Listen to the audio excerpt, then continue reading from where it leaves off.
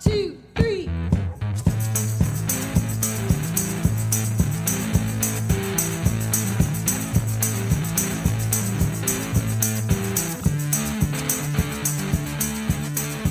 Hi, I'm Gary David. Welcome to Experience by Design, the podcast where we explore experience designs of all kinds. Hello, EXDers, experience designers everywhere. I hope you are all doing well this week and you have great things planned for the weekend. I myself have some pretty exciting news to announce, and I'm glad to be doing it here first. I have completed a book manuscript. That's exciting. Tentatively titled The Unwow, A Guide to Experience Designs of All Kinds. And you will notice that subtitle is taken from Experience by Design podcast, where we explore experience designs of all kinds.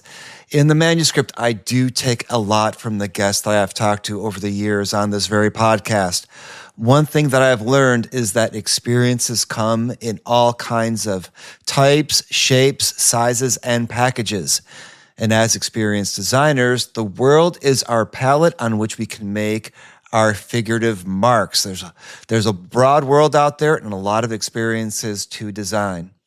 One of the key premises of the manuscript, The Unwow, is that we don't have to create grand, well-orchestrated, staged, themed wow experiences to make a difference in the experiences we create. In fact, most of our lives are made up of what I call the unwow, mundane, everyday experiences that are more spontaneous than staged, more simple than complex, and many other things. These experiences can't be completely prearranged and programmed and scripted. They rely on people connecting on a more human and even humane level. As experienced designers, we might create the contours of these moments, but we can't and shouldn't control them. We can't dictate what happens in every experiential situation because humans are complex, things unfold, and we need to embrace the unwow. So the manuscript is part of experience design philosophy, part strategy, part how-to guide, and hopefully all entertaining. I'll be launching some pre-publishing publicity, say that fast 3 times, and marketing, so stay tuned for updates about that. These themes are present on today's episode of Experience by Design as well. In fact, I use part of this conversation in the manuscript. Today, I chat with Gerry Scullion, consultant and founder of the agency Humane, keynote speaker, host of This Is HCD podcast, which is the #1 human-centered design podcast in the world, and organizer of the Human-Centered Design Network, of which I belong. With all of that going on, he also has 20 years of experience on doing human-centered design, which gives him a lot to say about service design, user experience, and more generally, human-centered design. He tells of how he was self-taught in the UX space, embracing a fake-it-till-you-make-it approach, which I think a lot of us can identify with. We talk about how it is little touches that can have the biggest impacts on our experiences. We explore doing experience design work in the government and social service sector. He describes the challenges of innovation within bureaucracy, especially if it's a bureaucracy you don't control and is heavily entrenched. Gerry shares the importance of finding opportunities to create a more humane experience when people are at their most vulnerable. He tells of how he loves being able to help and support people when they are in the greatest need, and how experience design work provides the opportunity to have that impact in our everyday lives. There was plenty more in the conversation, and I frankly learned so much from it and was so inspired by it that I included it in my manuscript. I hope you enjoy it too. Here you go.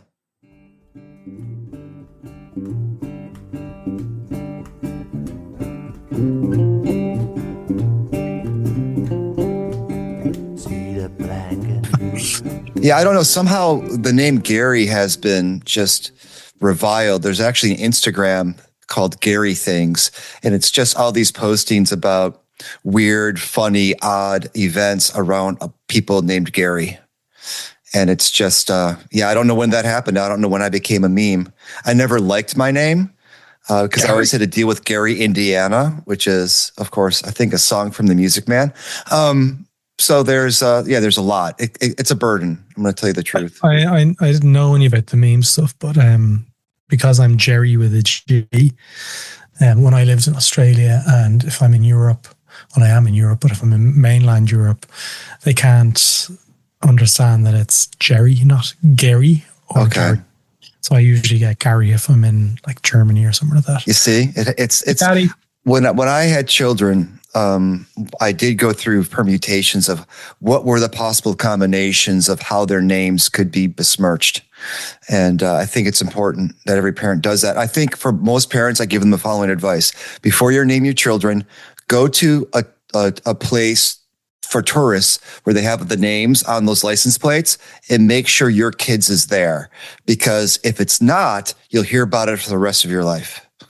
That your kid will complain that I can never find my name.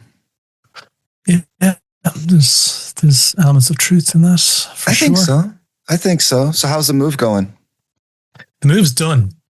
So I'm in the stages now where I'm working with a cabinet maker to finish my space at home, because I work from home, and it's going well. Like, we've got half it done, and now the next block is where, because I've got printers and large format printers and 3D printers and stuff for work, and trying to find them at home, and so it doesn't look like just a printing kind of workshop. I still have to work here and be creative. So were you always like an artsy kid? I mean, growing up, were you an art kid? Yeah. No, 100%. I went to art school. Like, I went to design school, and very creative. I think I don't know, I used to paint an awful lot. I sold paintings from about the age of 12 in my local town. So that's not a flex. It was just my parents had a business, and I was able to sell my work in that shop. So I've, I try to pass that on to my kids, like the ability to be able to paint and create and take something from nothing is kind of still where I find the magic in what I do. Like, Any preferred medium or subject?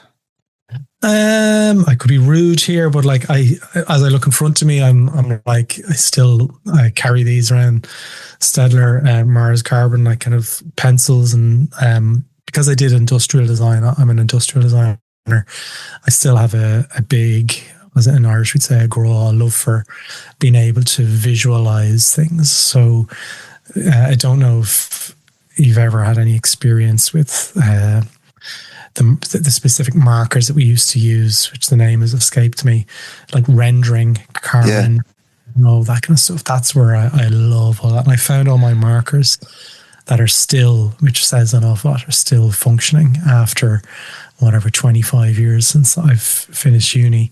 And my kids have now found them that there's like 20 shades of grey. Sounds like a dodgy book, doesn't it? Right. So the 20 shades of grey in some of my marker sets, and they're like, whoa.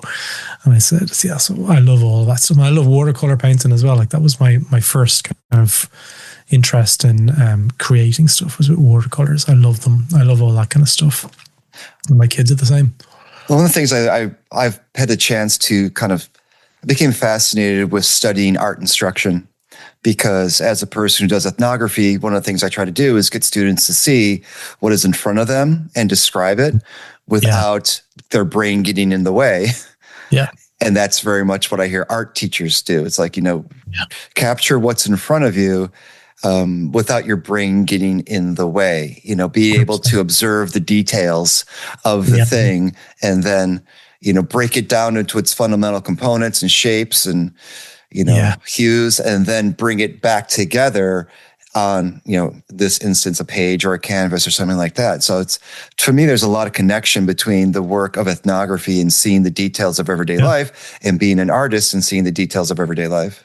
Yeah, no, absolutely. And it's funny, a lot of people my age and my ilk, who've kind of been doing design for a long time, a lot of them are self-taught when it came around to the UX kind of piece, when it started to gain traction. And, for me, it was the mid-2000s, but for a lot of people that I kind of speak to and work with, they're in the 90s and some of them are in the 80s.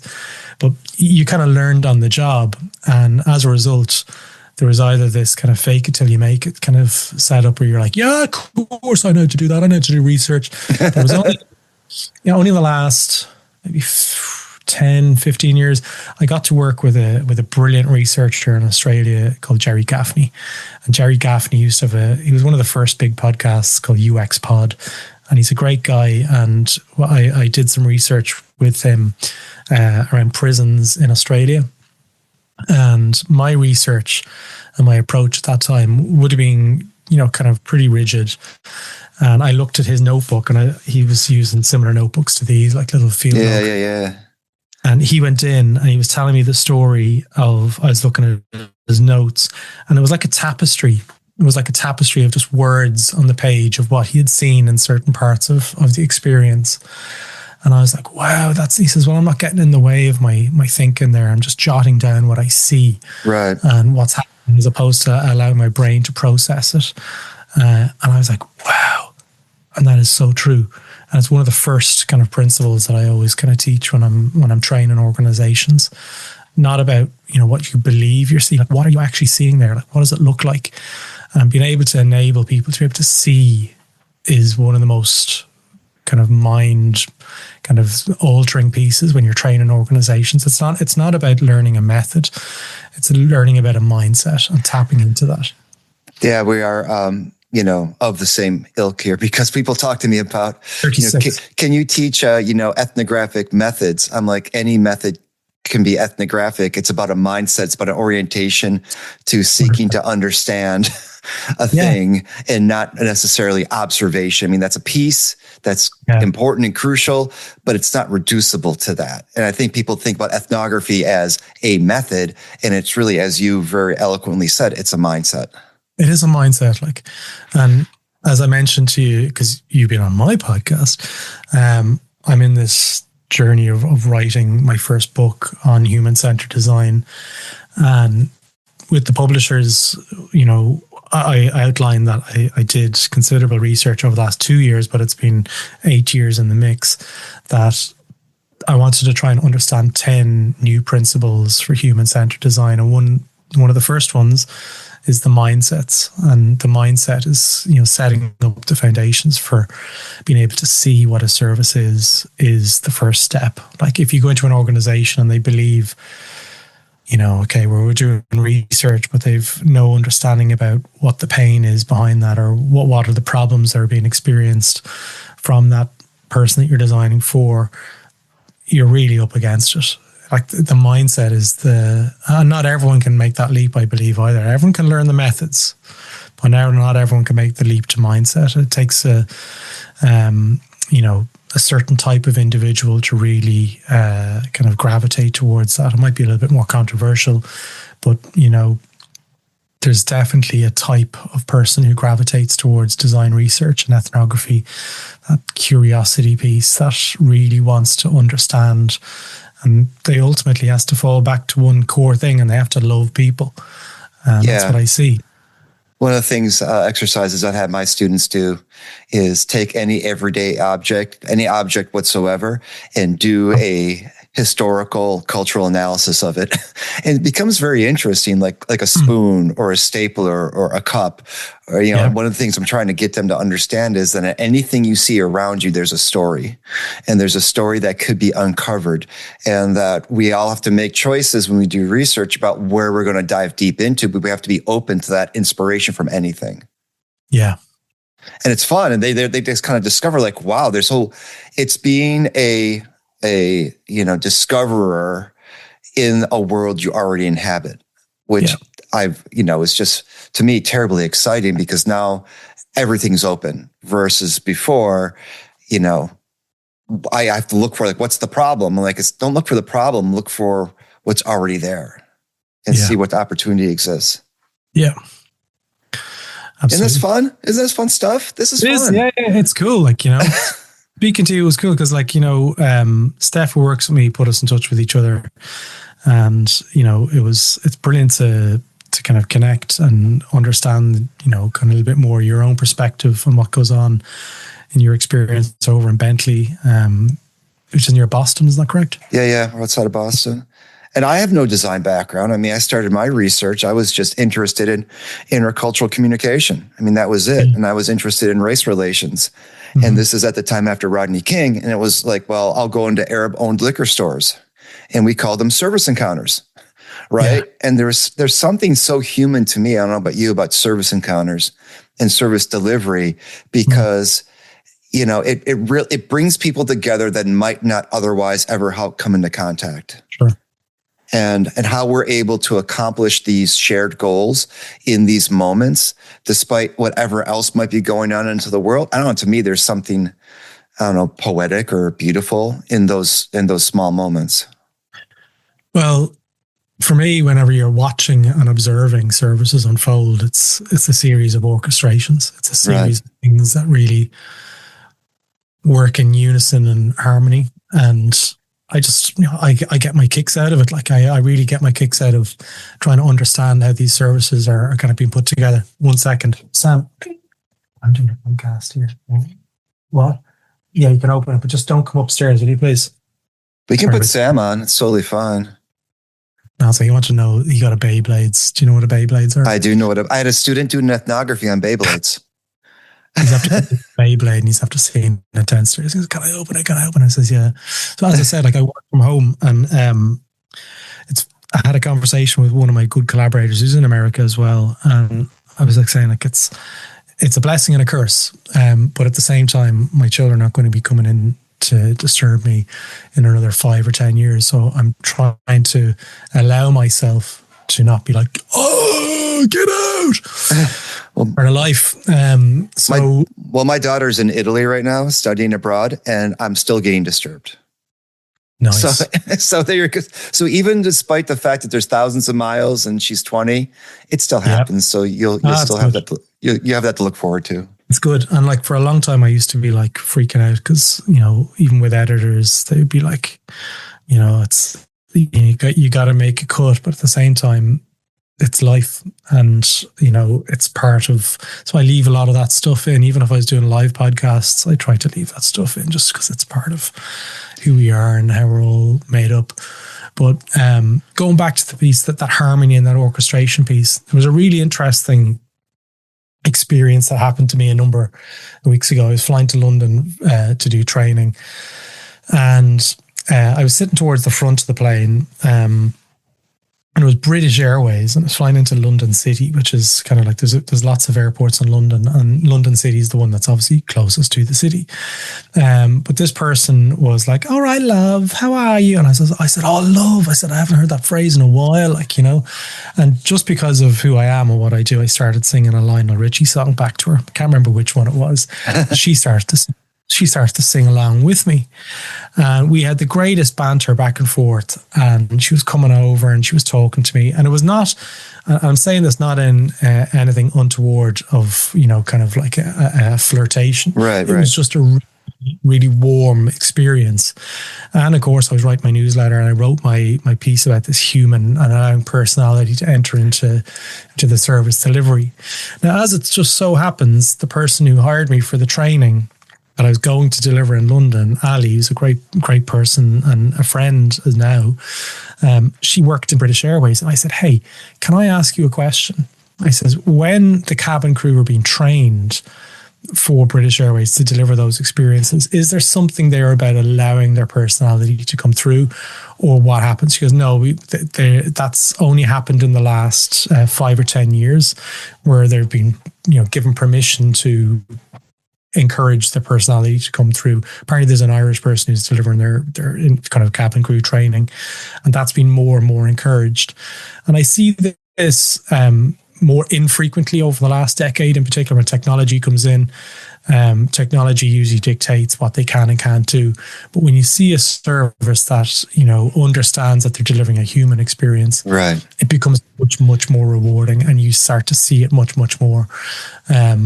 So I've written, and I've actually included that in the book. That's brilliant. The ability to give personalities and emotions and humanity is one of the principles of human-centered design. So there's so much beauty in those experiences without getting too poetic about it. I love when I see them, and I love when people are able to take what they, take the training so far, but then being able to take it to their own place where they can actually own it. And there's another evidence of this, actually, it was in the Irish Times in Ireland, where the people who check your passports when you come in and out of the country, immigration, sorry, the name was escaping me. I noticed it over the last couple of years when I was coming back in. If I was, going outside of Europe, they'd be like, "Oh, welcome home, Gerry." And they did in Australia as well. Interesting. And they said that was, it's not a training piece, it's a cultural piece where each one of the immigration officers noticed it from each other, and they started to identify that they felt better when they were delivering the service.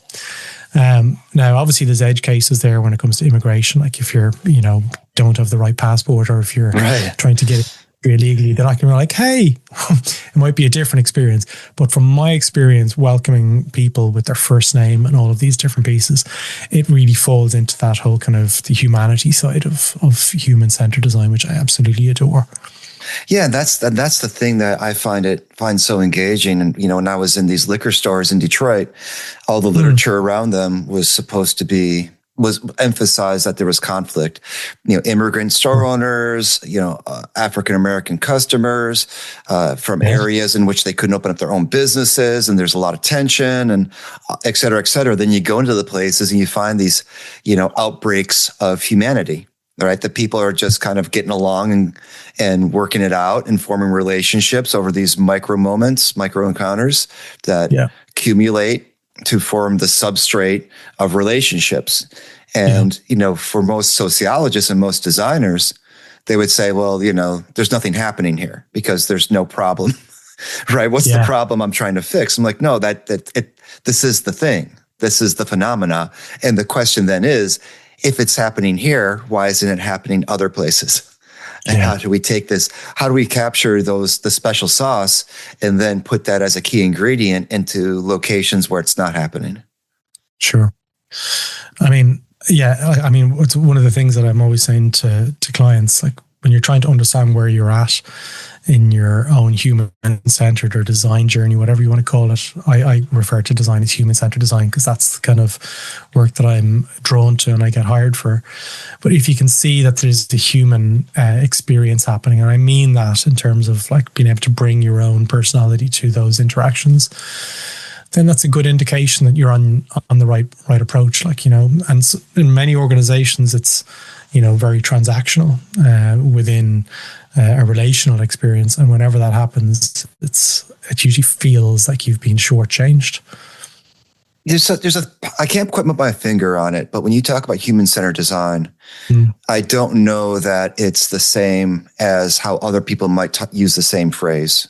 And I don't know. I can't articulate it very well why that is, and maybe I'm just off base. But in your mind, is the way you talk about human-centered design different than how generally it's referred to?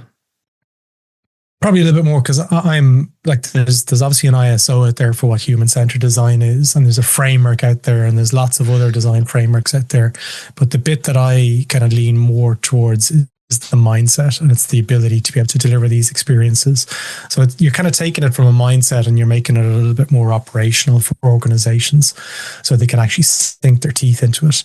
Now, obviously for, places like, big tech, human-centered design, they can say that they're doing human-centered design. But the work that I'm actually most referencing in the work that I do is in government, where they're actually serving people, and they have to, get their services in order to be able to deliver services that are going to impact, in many cases, life or death. And when you're in those experiences, there's usually cases of trauma entering into the conversation. And how do you design for that? How do you design to make sure that you're not perpetuating the stuff that's harming people? And this is where human-centered design gets misused, where they say, "Oh, well, we do human-centered design." I says, "Well, do you? Like, let's really understand that." Right. it all came out, in the work that I was doing up until 2015, where I decided that I was going to set this podcast up called This is HCD. And that's gone on to become, I'm writing the book now at the moment. And the way I've kind of built the book is it's in 4 different modules. And the first piece is really about setting the compass. So knowing what the compass means. It's not a case of like, you need to tick all of these 10 boxes to be able to say that you're human-centered design. Obviously, it's a push and pull, and there's certain flexes at certain times where you're going to hit more of those markers along the way. But it's bringing that consideration and those pieces into the conversation from a strategic and organizational perspective to ensure that you're meant to be delivering human-centered design kind of ethos here. How you're delivering your services.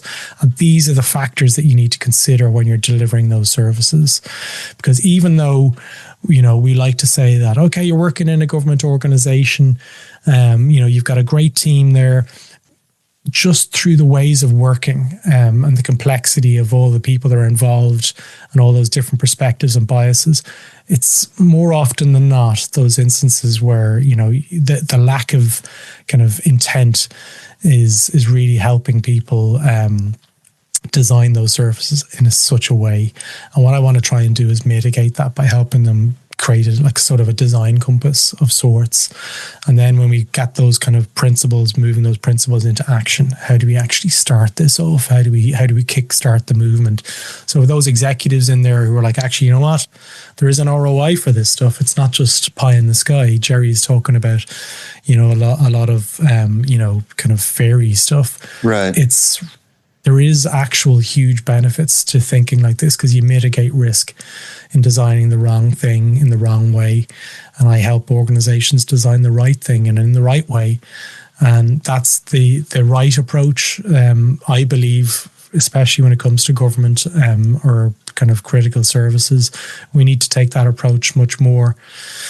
So that's not just my belief. There's enough evidence from my own podcast and my own trainings over the last decade that, lots of organizations are starting to see this and become more involved in how we actually deliver these things and why we're delivering it in a certain way.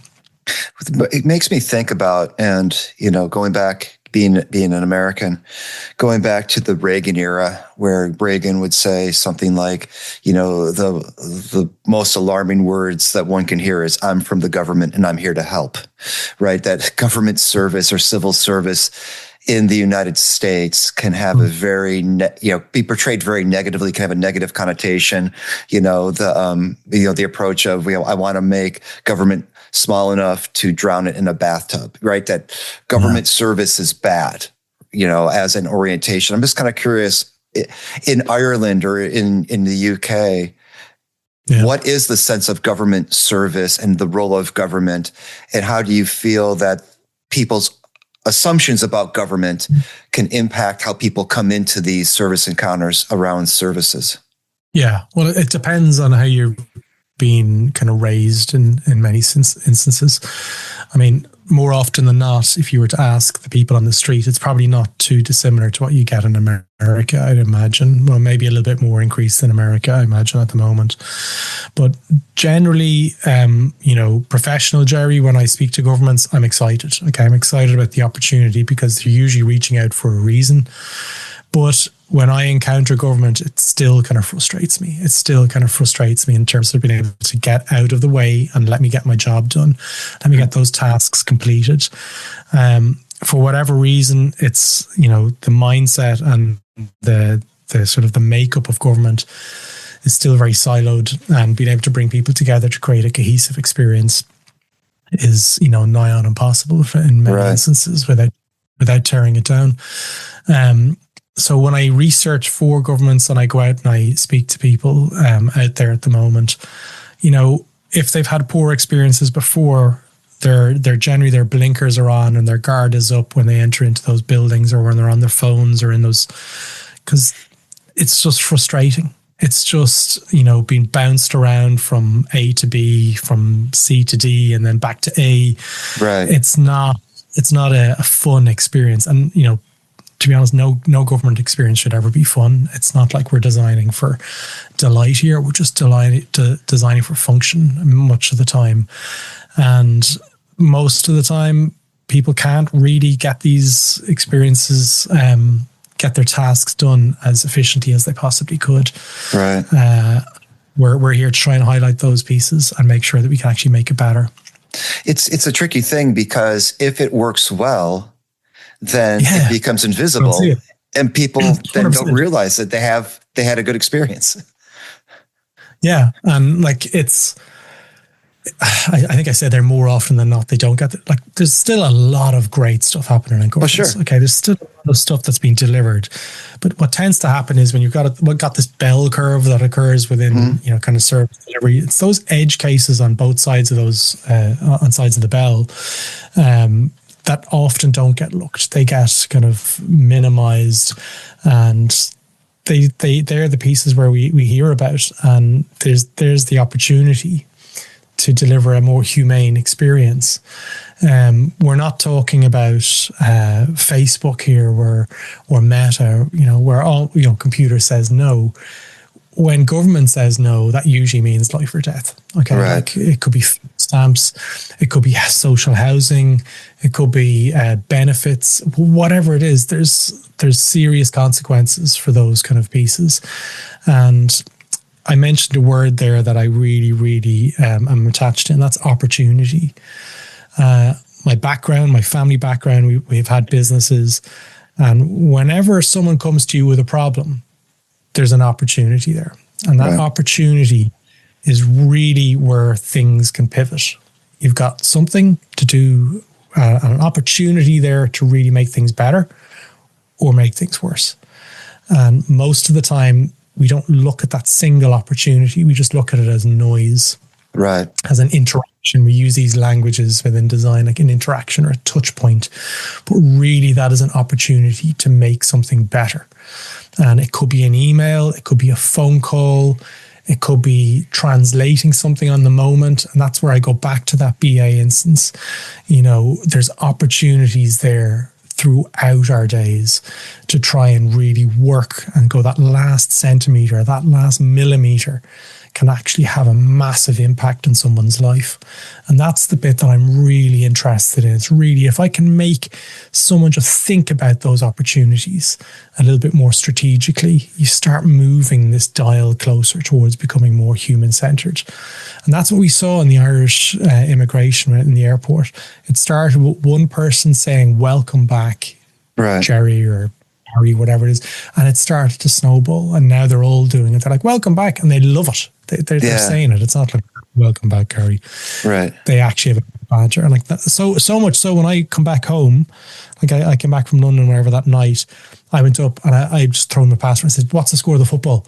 Right. Now, you can't do that in every country. Okay. Right. But in Ireland, they were like, "Oh, Liverpool are 2 up."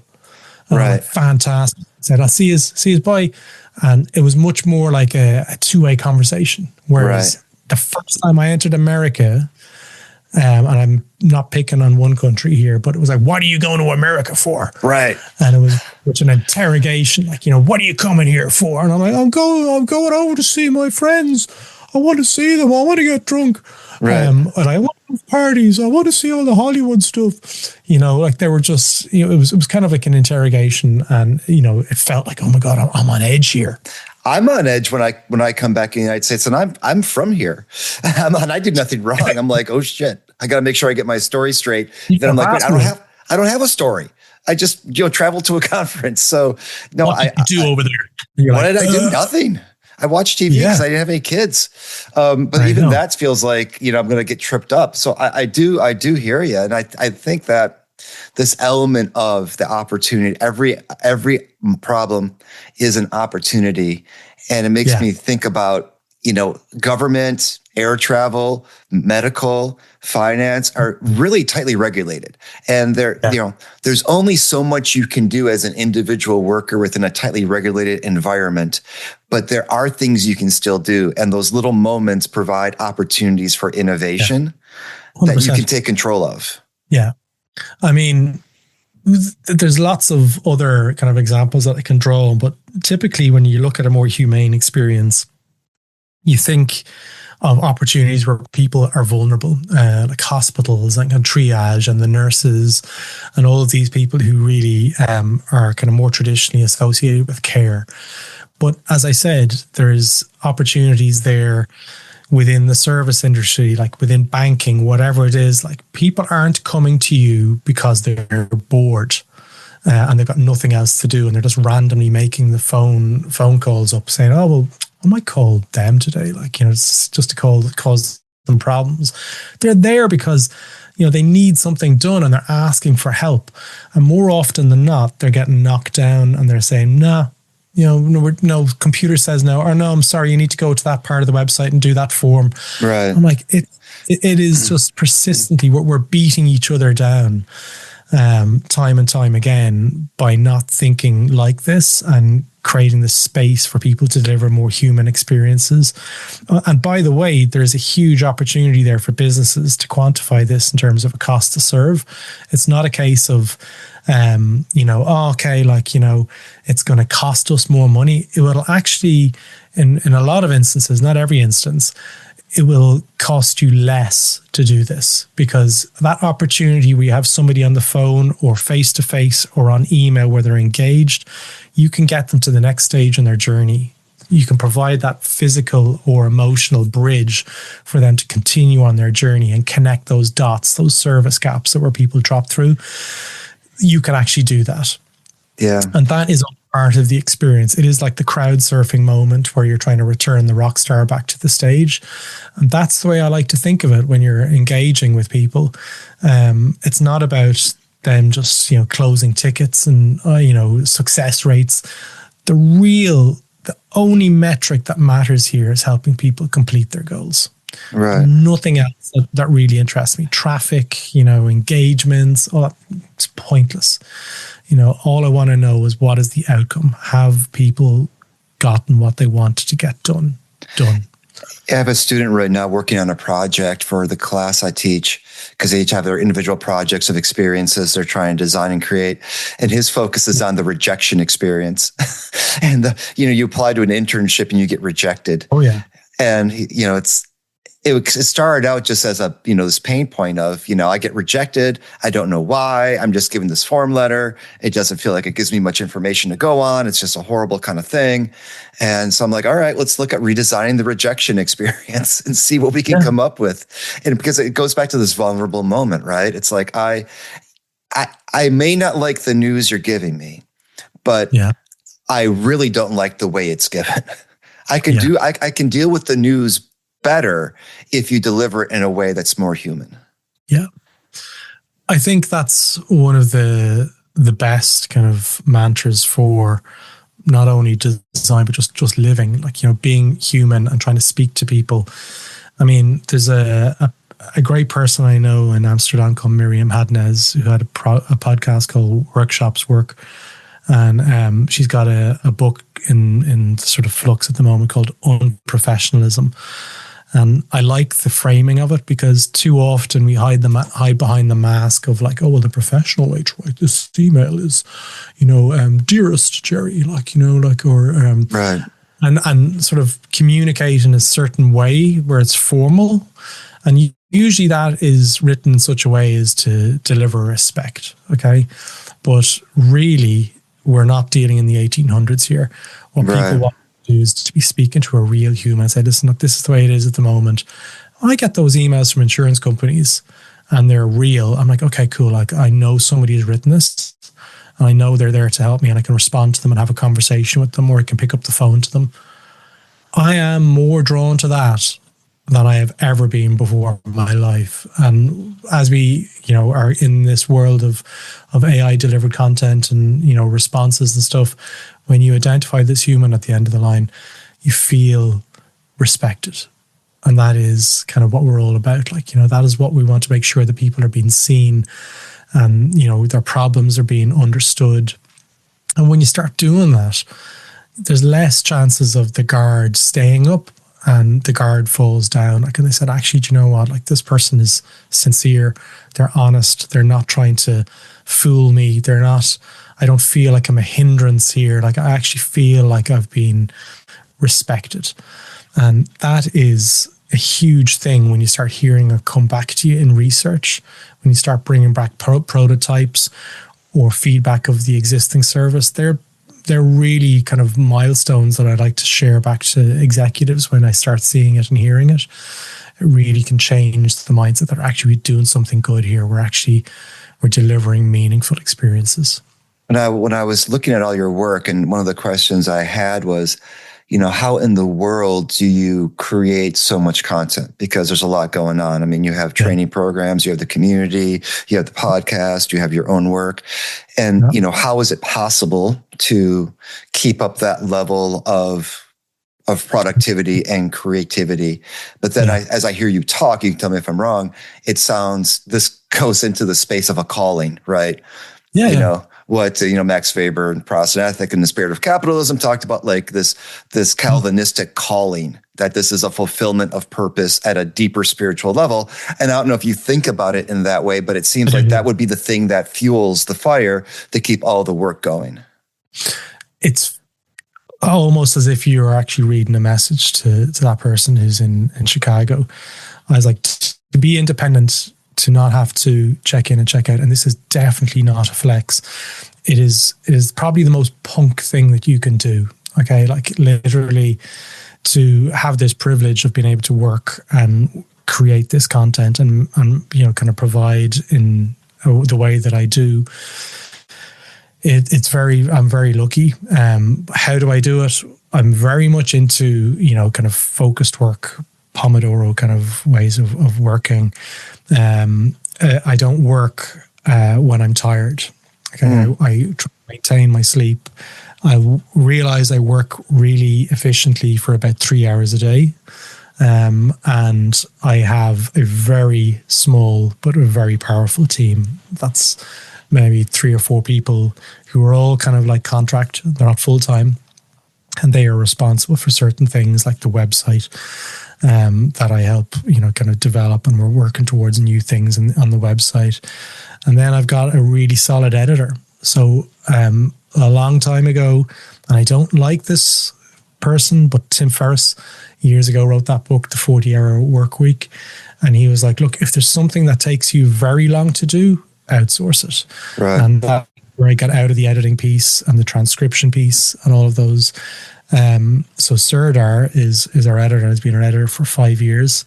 And it is a case where I just upload the files to Google Drive. I'm on Slack and I'm like, hey, new episode up there. Intro's coming in a few days. And by the time I come around with the intro, stitches them together and we get them out. But everything else is pretty much, it's following a process and a routine. It's been designed, like it's not left to chance. Everyone knows what they need to do. It's not perfect. We still have to communicate, but it's not about creating a process to the nth degree. It's about creating enough of a process so we can actually keep the process moving. And then it's a human piece getting it to the last piece where it gets out. But we've done I don't know, we're probably closer to 400 episodes than we are to 300 episodes. Wow. And then the community and the training, a lot of it feeds each other. Like the training that I do and the consultancy I do, the consultancy feeds the training and the training feeds the consultancy. The content that I do kind of feeds the book, and then the book feeds the leads and right. work. And so I've created a little ecosystem for myself where I'll never be rich. I'm never going to get massive amounts of equity like you'd get in a tech business. But what I am able to do is I think I could probably do this for the rest of my life and never retire. I don't want to retire. So going back to your point of it being like a calling, it is a calling, but it's also not work. So right. It's just like I get a kick out of doing this stuff, I also, as you're talking about that, I start thinking about, social innovation, social design, social entrepreneurship, those elements, and how your work factors into that. But also, is there a social centered design? When we talk about system centered design, I mean, people talk about that. It's like, there's always like, what's the next thing, right? User centered, human centered, system centered. And I start to think about, well, what about social centered, that we're designing for not just individuals, but for social impact? And I don't know, I don't know if people talk in those terms, but how do you think about what you do in relation to social innovation and social design? Yeah, so social impact is my biggest love. Okay, like working in spaces, working with governments, working in NGOs. Again, never going to get rich doing it, but I absolutely love being able to support and help in any shape that I can. Like, there's a good instance there. There's an NGO in Ireland, a non-government organisation that I'm helping at the moment. I'm not charging. They needed to get some content created, so I gave them, just literally drove up and I said, look, here's some mics, here's some gear, here's your videographer. Like, I will go out of my way to try and help people, because I see everything as an opportunity. I'm not in any shape or form trying to paint myself as being like some sort of saint. Like, there's many times where I can't help, but if there's an opportunity there where I can help, I will help. And I get the greatest kick out of that, like, you know, being able to help people to do stuff and become self-sufficient, and, you know, whatever it is I might be needed to do, I will do it.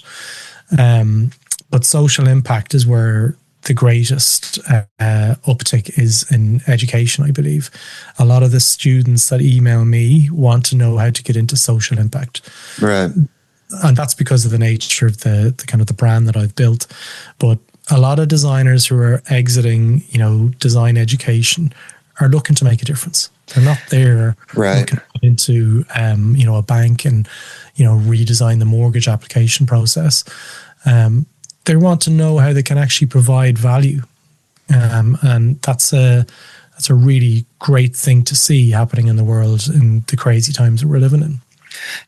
Even with the students I see, both undergraduate and graduate, there is that feeling. I think anybody who goes into any kind of experience design, no matter what the type it is doing so because they want to make things better. Yeah. Right. You know, whatever it is, whether it's a service or an interface or a system or whatnot, they want to make things better so that people have an easier time or a better time doing whatever it is they're trying to do. Yeah. And then, unfortunately, the situation becomes, it's what color does this button need to be to make people buy more stuff? Yeah. You know, and how they're not built for that. Like, they're not built for, you know, that kind of work of changing the button color like that. That is just mind-numbing stuff. I was speaking to a government organization yesterday, and the whole kind of theory of where and when design is actually needed and where the value is. Mm-hmm. Most of the kind of literature out there seems to speak to like enabling a design-centered organization, whatever it is. I'm of the mindset where certain problems don't need design. Certain problems aren't built for design. The stuff where we're really, really strong is in complexity and really understanding really wicked problems and experimentation and testing and learning and bringing it back and really improving that signal to noise ratio. And that's where design can really start benching the big numbers, to use a gym. That's where they can really reduce the risk of going in the wrong direction. And that's where young designers or emerging talent, if you want to refer to them as that, they have got a huge opportunity to get into that space. But in saying that, it's so difficult for people to get a break. That's the challenge. And I had a number of emails this week saying people, you know, wanting to know how they can actually work for my business, but my business isn't set up for that. And a lot of the consultancies, I feel, probably don't want to take on junior designers. They want to become profitable from day one. So there's a kind of a gap there between design education and real world work. And, you know, I don't have the answer to it at the moment, but it's something that I think at some point there's a greater opportunity for academia and professional kind of services to come together. Yeah, we just had this conversation at work yesterday, quite literally, about how can we, and we're good at it, I think, at my school, better than most, but we need a stronger pivot to form those relationships. And even internally, we suffer from being siloed. And how do we break down those silos so we can better leverage our own expertise and, frankly, our financial stability, right? Because my paycheck isn't reliant on getting a consulting gig. Yeah. Right. So I have that luxury, that privilege of then being able to engage with organizations without, I mean, yes, consulting work and making extra money is nice, but my existence isn't predicated on that paycheck. from a consulting gig. And so how can we leverage our resources and assets in a way that can help folks like you who are doing the work so that we can help folks out there who need it? Yeah. There's actually, I'm just Googling here at the same time. In Australia, there is a really great product manager who I got to work with. Man, it must be 15, 16 years ago, but he set up a business called Harness Projects. And what they do is they partner with pretty decent organizations, like they could be Pet Rescue. I think Qantas might have been in there as well. And they'll onboard a team that get educated, and then they bring the projects from either one of these partners, and they get to work with them over 8 or 12 weeks to try and solve that problem. Love it. The benefit of the business gets access to supported. They don't have to do the mentoring and the nurturing of that talent, and they get a number of projects. So it's a little bit more of an elevated kind of sort of academia piece where sometimes these tend to be people who are in their 30s. And they want to kind of make that leap into a career change, into the user experience or whatever it is. And they build those cohorts off the back of that. And I remember seeing it years and years ago. I was like, that's a really smart way of doing it. And, I wish more organizations were academia were more set up to bring that in post master's, post degree, whatever it is. So there's another 6 months there when they finish their degree. So it's the graduate program where they partner and they create that bridge for those people. It might be something to explore. It's called harnessprojects.com.au. It's down in Australia. I'm more than happy to do an intro to it. Chris Ventura is the name. Yeah, I'd love to have that, because it makes me think about so many companies do something like, we're going to take a day to go out and work in the community, cleaning up a park or painting a fence or whatever it is. And that's all fun and dandy. But it'd be like really cool if you had a group of, let's say, designers who had this design itch of social impact and social design, to then through a university as part of professional development training, do a longer term engagement with that organization, with a nonprofit or NGO or whatnot, to do some kind of design work, right? 100%. But also at the same time learning something. Yeah, absolutely. I mean, it's kind of that ecosystem of, there's a lot of people winning in that instance.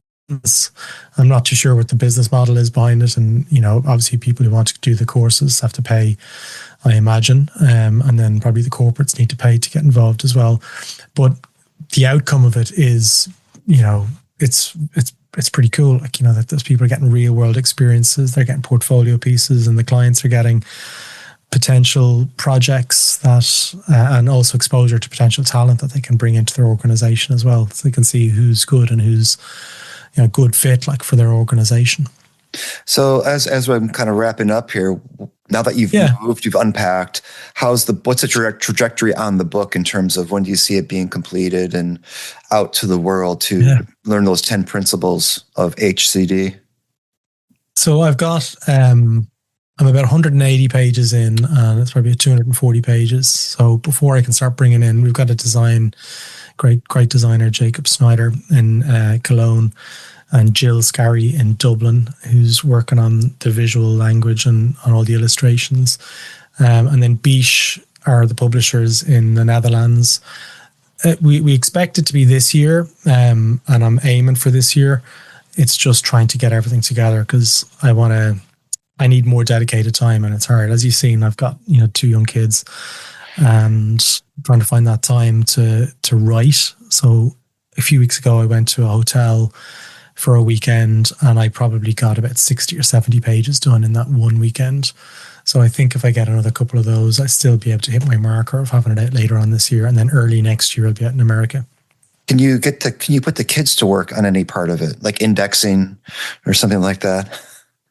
Yeah, I've tried doing that. My kids are kind of obnoxiously stubborn, where I ask them to do anything. I can't get them to hang their coats up at the moment. Right. They just seem to come in and they're just like, yeah, whatever. He's going to do it. Right. So, I like the way you're thinking, Not that I could get my kids to do it, but I think that someone else should be able to. Yeah. Don't let my failure get in the way of your opportunity. No, Now, my little boy, is he going to come in here again? No, he's not. But yeah, it's it's a struggle trying to find the writing time, because it's not about a 20-minute block here and there. No, it's not. It's usually like 4 or 5 hours of silence where I'm trying to think and process. And then you have to read, which I never really thought about. You need to read the previous couple of chapters and where you're come from to get that continuation. So it's not conducive to small kind of piecemeal pieces of work. It's just bigger blocks of time. And it's hard to find that when you've got, Beyblades. everything. Yeah, absolutely. Like, the book is really important to me, but my clients are what keep the light on, and that's the main thing for me at the moment. Yeah, once you have the book out, and then you're going to have all those opportunities, further opportunities that are brought by having a book. Boston, over to Boston and drive by Bentley. Yeah, we're not too far outside the city. Call in to see Gary David. Yeah, it's all happening. You can come to Boston. You're an Irish guy in Boston. You can go to the South End. Yeah. Go to one of those pubs. Well, Boston is West Ireland, is what we call it. It's not really America. It's just West. We own Boston. It's not far off from being true. I mean, still, it's a quick story. I was flying over to, I forget where I was flying to, but I was taking Aer Lingus, which I highly recommend because it's just amazing. And I was sitting next to a guy, and I used to have a training partner of mine whose name it's a very uncommon name, Bernie O'Reilly. And, and so I was talking with this guy sitting next to me, this Irish guy who's going back home to see the family. And I said something about, a buddy of mine, Bernie O'Reilly. Oh, I know Bernie. I'm like, I'm sure you do. The only time I've seen something like that, it was when I was flying with a colleague of mine to Cape Verde. And I'm like, does everyone on this plane know each other? And he's like, yep. And it was the same kind of vibe on Aer Lingus. Yeah, it is like, it is. Like, I live in a place called Clontarf in Dublin, and everyone will kind of, like, there's one person between all of us. Like, so, okay, cool. But when you start going away, and this is the craziest instance of how small Ireland is. I was at the Service Design Global Conference in Toronto in 2019. And one of my friends from Fjord, way back in the days, had said, "Hey, there's a person from Fjord in Ireland who's going to be at the event. You should meet up." And they messaged me on LinkedIn. I says, "Yeah, okay, I'm going to be at the event. Call over. You'll know me when you see me. I'm 6'2", bald, glasses. You'll probably hear me." And he came up after the first keynote, and he was like, "Oh yeah, cool." He says, "Where are you living?" I says, "I'm living in Dublin." He says, "Oh, same as me." And then he goes like, "Whereabouts?" And I go, why do you want to know?" He says, "I just want to know whereabouts." And I go, "Clontarf." And he was like, "No way." He says, "I live in Clontarf." And he goes, "Whereabouts?" And I go, "Oh, look, why do you want to know where I live?" Like, he says, "No, I'm just interested." And I threw my then address out, and he went quiet, and he was like, "Oh my God, did you buy number 28? And I said, "This was really weird." This is after about a minute of meeting this person. I go, "Yeah, we did." And he said, "I looked at it. We put a bid in on that house." And I'm like, I said, "This is crazy." I said, what are the chances of this? Anyway, he became a client. His name's Connor Upton in Accenture in Ireland. Great guy. And it was just one of those moments where we just looked at each other and went, we live in a village. It is so small. And when you're in your kind of like 30s or 40s, and if you're in design, the chances are you're going to know people. It is. And this is, by the way, Australia is very similar as well. Like, it's the same sort of instance. If you're in the same kind of cliques of design, most of the chances you're going to know people who know people, and that's what makes the design kind of industry so beautiful. Like, it's like we're all in this together, and there's lots of opportunities to connect and network. We're all pretty cool as a profession. It's very rare you're going to meet somebody in the design field who are just absolutely obnoxious, who hate users or customers or citizens. We all kind of are in this for the reason. We weren't gravitating to design to become uber rich. And a lot of us kind of are very similar in that way. We want to try and make things better. So I feel very blessed to be able to call myself a designer.